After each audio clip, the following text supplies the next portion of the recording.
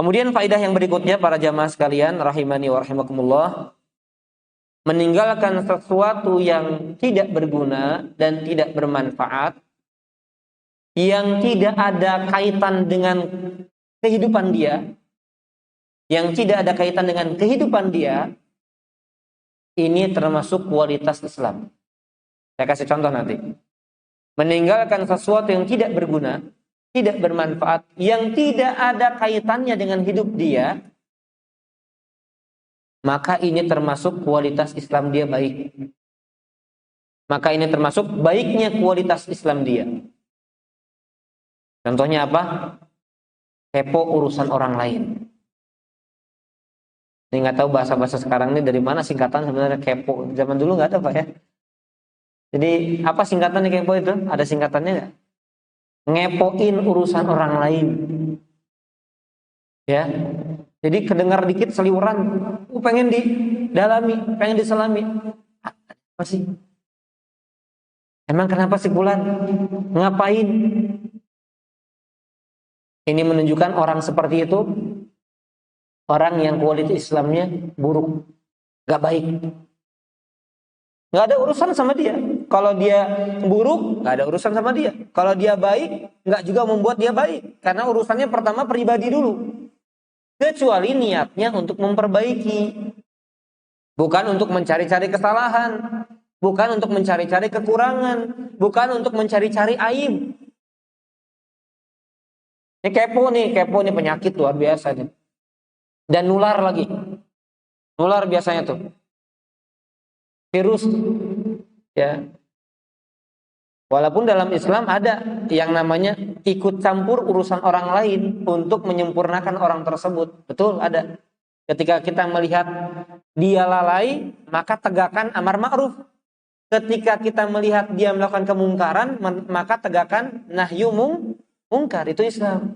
Amar ma'ruf nahi mungkar. Tapi kalau hanya ingin tahu kesalahan orang lain, ingin tahu kekurangan orang lain, ingin tahu aib orang lain, ingin tahu ini orang ini nggak punya semangat dalam hal ini untuk saya saingi, bukan untuk menyempurnakan orang lain itu, maka ini menunjukkan kualitas Islam kita berarti buruk. Ada berita sedikit langsung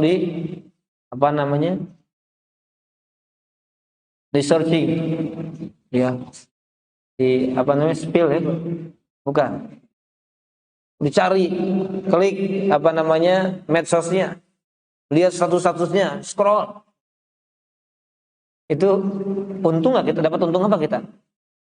Habis waktu, hanya memperkeruh, hanya merusak hati kita. Makanya kalau orang itu punya dalam satu sisi punya sifat cuek, bagus itu.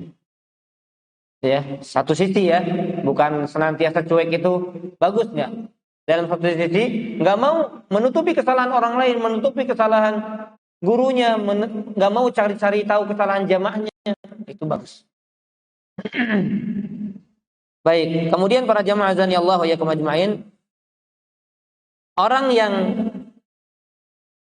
sibuk dengan urusan orang lain, sibuk dengan urusan yang tidak ada gunanya dengan kebaikan kita, maka orang tersebut atau kita berarti apa?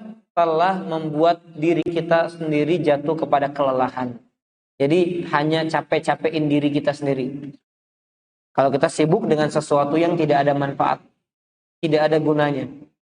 Apalagi kalau kita kaitkan dengan kehidupan akhirat nanti, yang mana setiap detik dalam kehidupan dunia kita akan ditanya oleh Allah Subhanahu wa taala. Coba, berarti kan kita bikin capek aja.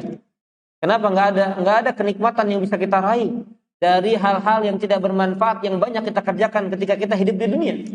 Tapi kalau banyak kehidupan kebaikan-kebaikan yang kita laksanakan di dalam kehidupan dunia ini, tenang kita di akhirat.